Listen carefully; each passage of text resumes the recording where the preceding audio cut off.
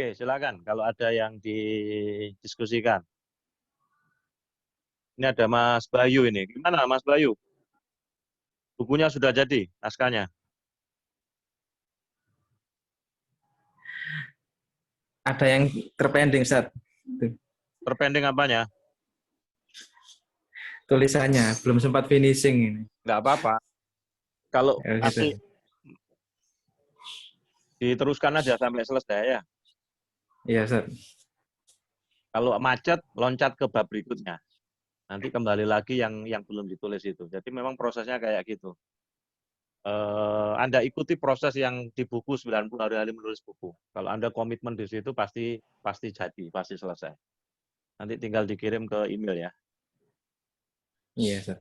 Yang apa? Main ke toko buku ya, Ustaz. Jadi semakin ketemu buku baru, semakin banyak referensinya, malah tambah bingung. Ya, fokus saja. Anda tinggal milih saja ATM, amati, tiru, modifikasi. Jadi tidak harus, kalau semakin bingung, semakin banyak pilihan, maka harus ditetapkan. Iya. Jadi di satu sisi kelihatannya banyak referensi, tapi sisi lain ya akhirnya milih materi yang mau dipakai. Oke, ya. Jadi tetap fokus pada kerangka berpikir jenengan, kemudian mana yang perlu ditambahkan, mana yang tidak, kan gitu. Makanya pentingnya kenapa kerangka berpikir itu. Kerangka berpikir itu adalah daftar isi buku, ya kan? Nah, tinggal dikembangkan. Nah, contoh buku itu adalah sebagai bahan role model saja. Jadi Anda bisa menggunakan tadi metodenya apa? Amati, tiru, modifikasi. Oke. Itu ya. Ini ada pertanyaan dari Mas Bagus. Ingin bertanya Pak, kalau kita mengumpulkan dari hasil karya tokoh-tokoh lain, termasuk apa Pak? Boleh. Misalnya syair-syair. Anda kumpulin, tapi kemudian Anda sarahi gitu, biar ada pemikiran Anda. Nah, Anda mengumpulkan syair-syairnya Khalil Gibran. Nah, tapi disebutkan nanti syair aslinya Khalil Gibran itu apa, terus kemudian Anda sarai, Anda konteks kekiniannya apa, kemudian Anda mengambil hikmah dari pelajaran itu. Kalau Anda bisa mengumpulkan 50, terus kemudian di 50 syair, satu halaman misalnya syair itu, kemudian Anda sarai 2 atau 3 halaman, berarti kan sudah satu buku, sudah nyampe 100 halaman. Itu ya, Mas Bagus. Nggak tahu, kamu di mana? Mana Mas Bagus ini? Minta ditanya ini. Ya, Pak. Ya. Mas Bagus dari mana? Ini mahasiswa saya ini ya? Iya, Pak. Dari Nganjuk, Pak. Nah, ini mahasiswa saya pasca sarjana ini. Jadi kamu bisa menulis kumpulan itu. Atau kamu bisa mengumpulkan Anda. Kalau di pondok mufrodat. Mufrodat. Atau kata-kata motivasi. Ada teman di pondok Gontor itu kata-kata motivasi yang dihafalin gitu ya. Terus kemudian disarai sama dia. Terus kemudian hikmahnya apa? Terus dikaitkan dengan konteks kekinian. Jadi buku sudah. Karena ada kata-kata mutiara di pondok itu, mufradat dari kata-kata para ulama, kemudian dikaitkan dengan kondisi apa, kekinian, terus kemudian hikmahnya apa. Wah, itu juga menarik juga.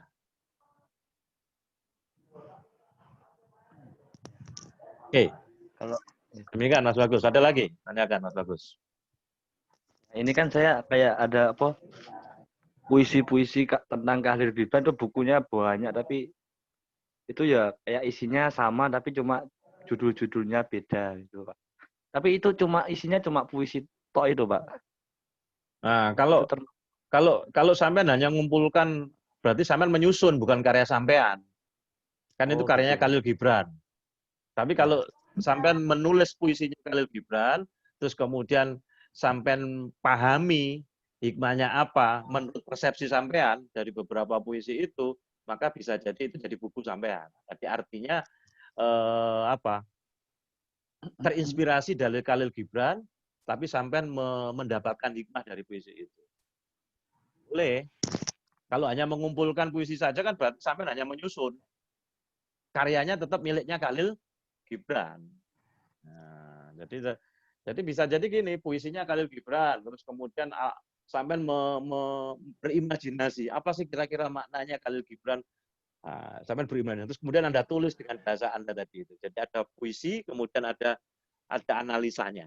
Nah, itu kalau dipakai jadi skripsi bisa itu. Dulu mahasiswa saya itu ada yang menganalisa syairnya Nadomanya Gus Dur itu. Nah, kemudian dianalisa pakai teori wacana. Teori analisa wacana. Tapi kalau kemudian puisi Khalil Gibran itu kalau Anda bisa mengambil hikmahnya terus kemudian dikaitkan kondisi kekinian dengan perspektif Anda, itu juga menjadi tulisan yang menarik. Berarti di situ ada buah pemikiran Anda yang terinspirasi dari puisinya Khalil Gibran. Itu Mas Bagus ya. Terima kasih. Oke, yang lainnya monggo silakan. Ada pertanyaan lagi, bagaimana Ustadz, bagaimana menentukan kerangka berpikir? Kerangka berpikir itu adalah garis besar buku Anda nanti. Nah, jadi misalnya ketika sampean membahas tentang cinta taruh di tengah itu. Di kertas taruh tengah cinta, apa makna cinta? Hakikat cinta itu, contoh-contoh cinta. Bagaimana cinta dalam perspektif Islam. Nah, gitu misalnya. Kemudian bagaimana aspek kekinian. Nah, terus apalagi lah, itu baru menuangkan gagasan dalam bentuk peta pikiran. Nah, peta pikiran itu nanti Mas Sam, setelah dituangkan tadi, dibaca ulang lagi. Mana yang harus dikembangkan, mana yang tidak. Yang dikembangkan dikasih awang. Nah, setelah itu, itulah daftar isi. Itu yang saya sebut kerangka berpikir. Itu berawal dari peta pikiran. Nah, dari situ nanti, referensinya nanti akan cari sesuai dengan kerangka berpikir itu. Aku berpikir, ini nanti ya, cari buku yang terkait dengan kerangka berpikir itu untuk mengembangkannya. Itu, Mas Sam. Nanti kalau Anda dapatin checklist 90 hari menulis buku, nanti Anda akan kalau sungguh-sungguh, Anda akan minggu pertama ini apa yang harus Anda lakukan, minggu kedua apa yang Anda lakukan. Kalau itu Anda lakukan sungguh-sungguh, 90 hari Anda akan menyelesaikan karya itu. Karena pengalaman saya, setiap 3 bulan saya bisa menghasilkan sebuah karya. Baik itu berupa buku atau berupa penulisan-penulisan ilmiah yang lainnya. Atau bisa juga berupa novel atau cerpen. Kalau kita sungguh-sungguh. Oke, itu pertanyaan dari Mas Sam dari Flores, Flores NTT. Nah, ini jadi ada Flores, ada dari Jombang, ada dari Nganjuk. Silakan, ada yang bertanya lagi. Monggo, Mbak Nisa, Mbak Vina, Mbak Amrina ini dari Jember. Silakan teman-teman sekalian, monggo. Jadi tema kita hari ini baru bagaimana kita menggali ide itu, mendapatkan ide dan itu bisa menjadi bahan untuk menulis sebuah buku. Kemudian ada 3 genre ragam penulisan buku itu. 1 adalah fiksi, 2 adalah non-fiksi, dan 3 adalah fakta. Monggo, silakan. Kalau bertanya dilepas saja, di unmute. Silakan. Ini ada namanya ini apa? Siapa ini? Monggo. Baik, ada yang tanyakan? Kalau tidak, ya kita akhiri. Masih ada waktu banyak ini, masih ada waktu 30 menitan. Ya, silakan. Untuk metodenya bagaimana Ustadz? Karena metode kan banyak sekali gitu. Ketika kita menulis itu, kita tuh metodenya untuk apa? Untuk misalkan kalau kita menulis buku gitu. Kan biasanya kalau di dalam mata kuliah ada metode penelitian kualitatif, ada kuantitatif seperti itu. Lah, Anda tinggal milih yang mana. Kalau Anda milih fiksi, nggak usah pakai metode penelitian. Begitu ya Pak? Bebas itu ya? Fiksi kan bebas cerita. Oh, gitu. Kalau kemudian non-fiksi pun tadi sudah saya jelaskan dari beberapa genre tadi itu. Kalau non-fiksi pun nanti Anda juga bisa mengikuti alurnya beda-beda boleh. Jadi misalnya, sudah saya katakan, Anda boleh menulis model ada problem, ada solving. Ada problem, ada solusi. Ada tanya, ada jawab. Anda juga boleh menulis model ada sebab, ada akibat. Atau Anda boleh menulis model butiran. Misalnya ada 5 hal yang menghambat kita untuk meraih sukses. 1, 2, 3, 4, 5. Anda boleh pakai model numerik ini. Nah, Anda boleh pakai model yang tadi itu seperti menulis buku ilmiah. Nah, tinggal tergantung Anda mau pilih yang mana. Jadi ada pendahuluan, ada kemudian ada masalah, kemudian ada metode penelitiannya, ada pembahasannya, ada kesimpulan. Itu kalau non-fiksi, ketika Anda menulis buku ilmiah populer. Nah, tinggal Anda mau milih genre yang mana. Kalau Anda mau menulis kisah, ya menulis mengalir saja. Nanti dibikin jeda. Bab pertama tentang masa kecilku, bab kedua tentang masa remaja, bab ketiga misalnya tentang saat merantau di ND misalnya, itu ya. Nah, tinggal Anda mau pilih yang mana. Jadi Anda harus memilih genre tadi itu sesuai dengan genre yang Anda pilih, dan masing-masing punya ciri dan punya kekhasan. Karena bahasan saya hari ini kan saya harus jelaskan semuanya secara umum dulu. Nah, nanti masing-masing nanti memilih sesuai dengan apa kekhasan dan kesukaan Anda masing-masing kan beda-beda. Oke Pak Maki, saya ingin kayak nulis kumpulan artikel, saya sudah pernah nulis artikel banyak. Ya sudah, sekarang dicari artikel tadi itu yang sudah banyak ditulis, dicari lagi, yang sudah terdokumentasi, dicari yang temanya agak sama, dikumpulin, bisa jadi buku. Atau Anda bisa menulis kisah nyata, kisah berdasarkan pengalaman pribadi Anda. Nah, itu kan jadi buku. Nah, tinggal metodenya Anda mau pilih yang mana. Nanti Mas Sam tinggal konsultasi sama saya. Pak Fakih, saya mau milih yang non fiksi tapi saya tulis dengan gaya cerita. Boleh, tapi itu nanti masuk aksi nanti genre-nya. Ya, tidak ada ikatan yang baku, teman-teman sekalian. Enaknya penulis itu gitu, bebas kita. Nah, oke. Kecuali kalau Anda nulis jurnal, nulis skripsi, tesis, kan ada aturannya. Ada aturannya yang tidak boleh. Nah, ini kan kita berada dalam dunia penulisan yang luar lebih luas lagi gitu, Mas. Oke, ada lagi, silakan, teman sekalian. Monggo, mumpung ada waktu ya. Saya usahakan nanti setiap Kamis ya, kalau enggak pagi ya, kemudian siang gitu ya. Nah, jadwal saya juga agak padat ini, belum lagi bimbing teman-teman yang menyelesaikan tesis ini. Dan beberapa mahasiswa pasca sarjana itu kan harus menyelesaikan tesis. Ini deadline-nya bulan Agustus, awal September ini mereka sudah mulai ujian. Monggo silakan kalau ada yang ditanyakan lagi. Nah, ini siapa namanya ini? Assalamualaikum Ustaz. Misalnya kalau kita nulis buku pemikiran, kemudian kita menulis buku tersebut dari berbagai referensi. Namun dalam buku tersebut kita tidak menyantumkan referensi. Apa bisa Ustaz? Ya, itu nanti disebutkan di daftar pustaka. Nah, ya, disebutkan di daftar pustaka. Tapi kalau Anda mengutip langsung, nanti Anda sebut misalnya kolom, Anda sebut kurung misalnya Fakih Sarip 2020.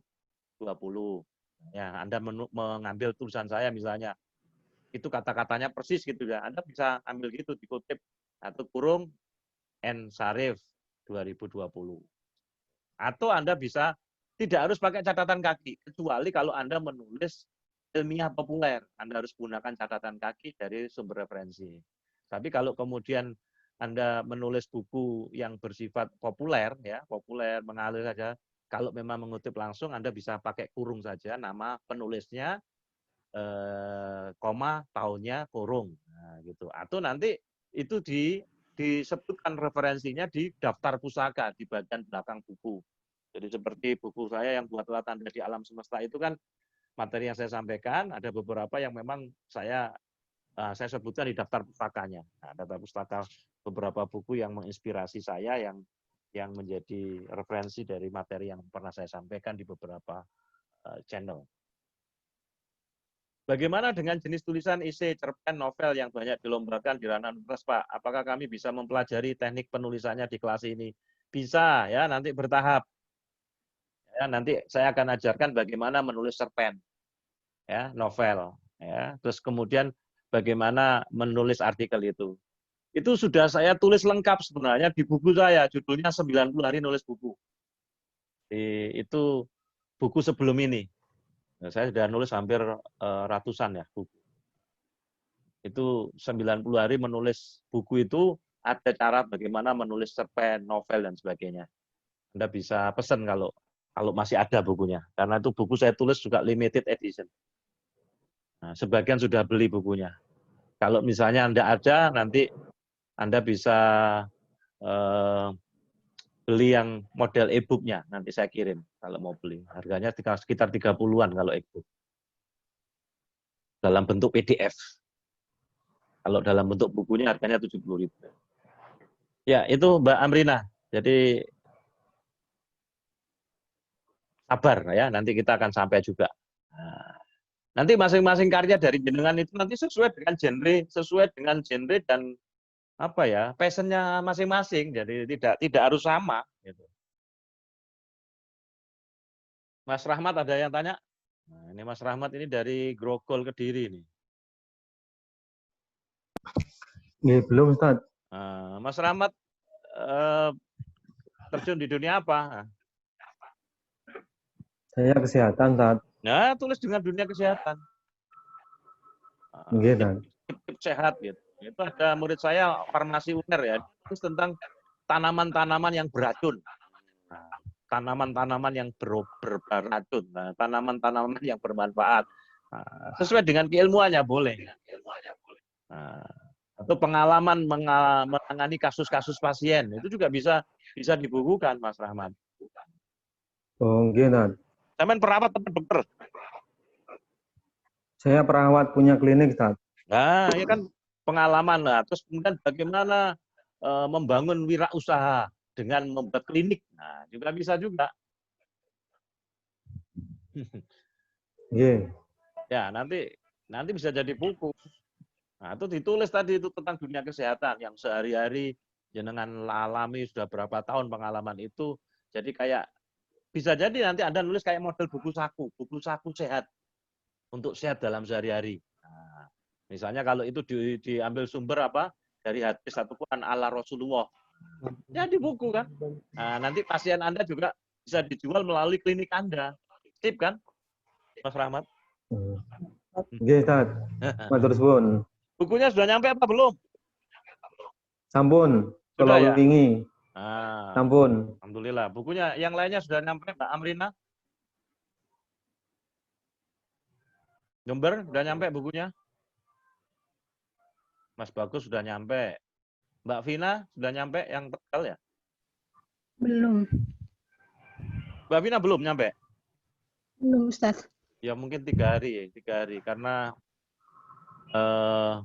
dari Surabaya ke Tegal biasanya 3 hari 4 hari ya, ditunggu aja. Mudah-mudahan besok nyampe.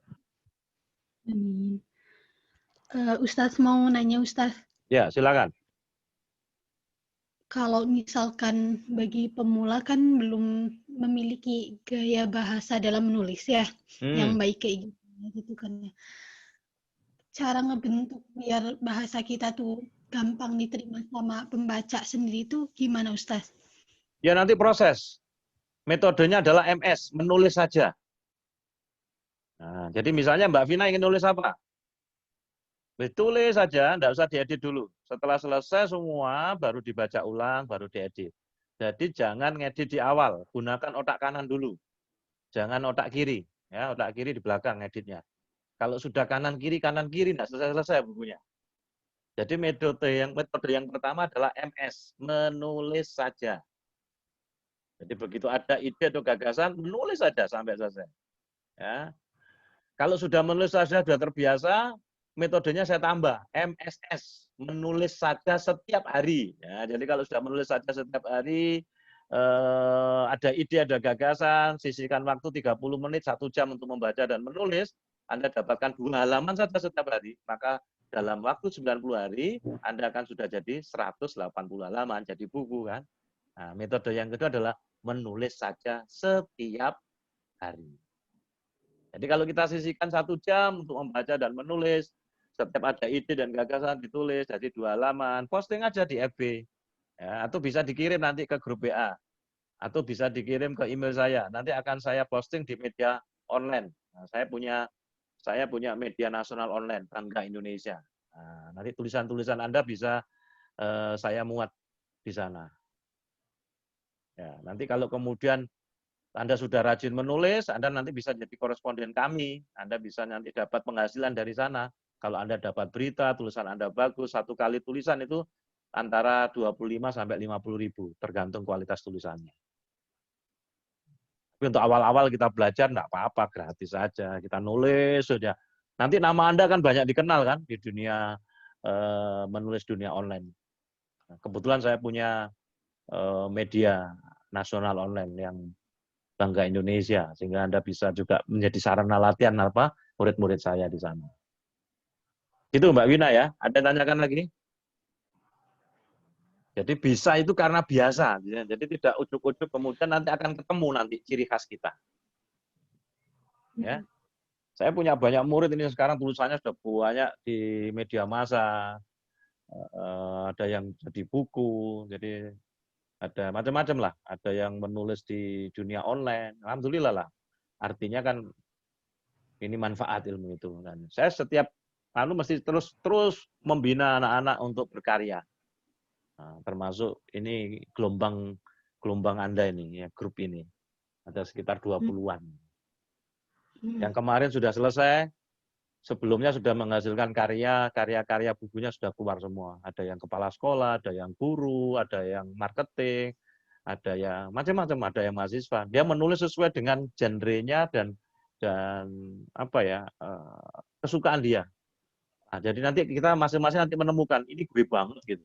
Nah, ada yang suka nulis novel, ada yang suka opini, monggo.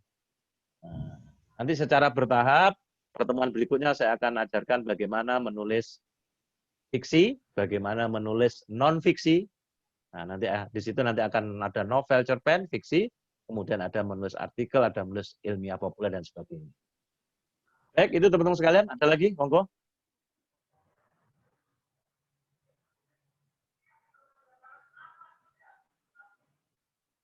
Ya, Mbak Vina dari Tegal. Ya, nanti ada rekamannya. Jadi ini saya rekam semua, kemudian nanti yang checklist 90 hari nulis buku, nanti akan saya share PowerPoint-nya sehingga nanti bisa dipakai checklist untuk Anda. Minggu pertama apa, minggu kedua apa. Oke, ada yang ditanyakan teman-teman sekalian? Masih ada waktu? Dan ini nanti ada 2 rekaman ini. Mungkin rekaman yang pertama tadi saya tadi menjelaskan tentang menggali ide, dan ada 3 ragam penulisan buku tadi, fiksi, non-fiksi, dan faksi. Kemudian rekaman yang kedua ini adalah hasil tanya jawab. Tanya jawab dari teman-teman sekalian. Oke, Mas Aziz, ada yang tanyakan? Nggak ada, Sat. Cukup ya? Tinggal nunggu checklistnya itu. Action ini. Nah, sekarang paling tidak sudah ketemu ide dan gagasan itu. Jadi ada gambaran ini. Sudah ada gambaran. Jadi siapapun juga bisa menjadi penulis. Siapapun bisa jadi penulis dan bisa menghasilkan sebuah buku. Ya, nanti alangkah bahagianya nanti di tengah pandemi ini Anda sudah bisa memunculkan karya. Jadi tidak ada alasan untuk berhenti berkarya. Makanya bahasa saya kalau di buku saya, buatlah tanda di alam semesta. Kalau Anda baca buku saya, buatlah tanda di alam semesta, itu Anda terasa didorong-dorong untuk berkarya. Benar Pak enggak? Enggak tahu, sudah khatam apa enggak teman-teman? Atau bukunya benar, Ustaz. Benar banget. Benar banget, Ustaz. Jadi kalau Anda baca buku saya itu, Anda seperti didorong-dorong untuk berkarya. Di situ kalau Anda loyo, enggak punya semangat, Anda bisa baca lagi. Nah, saya tidak tahu kata-kata di mana, tapi Anda cari mesti ada itu. Ada kalimat-kalimat yang membuat Anda untuk terus berkarya, untuk berprestasi. Ya. Baik, teman-teman sekalian, kalau tidak ada saya akhiri, nanti ditunggu proses rekaman. Ini masih saya rekam ini. Mudah-mudahan segera bisa saya upload dan nanti linknya akan saya sampaikan di grup WA. Dan nanti checklist 90 hari menulis buku. Ya, kalau Anda berkenan, bukunya juga ada, tapi ya tinggal sedikit ini. Kalau enggak nanti dapat PDF-nya itu. Ya, nanti PowerPoint-nya akan saya share di grup sama hasil rekaman kelas menulis kita di edisi Kamis 27 Agustus 2020. Baik, sebelum saya tutup, saya sampaikan sebuah kata-kata mutiara yang mudah-mudahan ini menjadi motivasi bagi kita. Ya, bacalah apapun. Kalau Anda tidak membaca apapun, Anda tidak akan bisa menulis apapun. Betul apa enggak? Betul. Jadi bacalah apapun. Kalau Anda tidak membaca apapun, maka Anda tidak akan bisa menulis apapun. Betul, Ustaz. Ya, buat rancangan tulisan, ya, buat rancangan tulisan dengan hati, ya, buat rancangan tulisan Anda dengan hati, ya, lalu tulis dengan kepala. Ya, buat rancangan tulisan dengan hati, lalu tulis dengan kepala. Setelah itu tuangkan dalam laptop, dalam kertas. Kunci untuk menulis adalah tulis. Ya, saya ulangi, kunci untuk menulis adalah tulis, bukannya berpikir. Saya ulangi, bacalah apapun. Kalau Anda tidak membaca apapun, Anda tidak akan bisa menulis apapun. Buat rancangan tulisan dengan hati, lalu tulis dengan kepala, lalu kemudian tuangkan dalam kertas atau dalam laptop dan ketik. Kunci untuk menulis adalah tulis, bukannya berpikir. Demikian. Wassalamualaikum warahmatullahi wabarakatuh. Waalaikumsalam.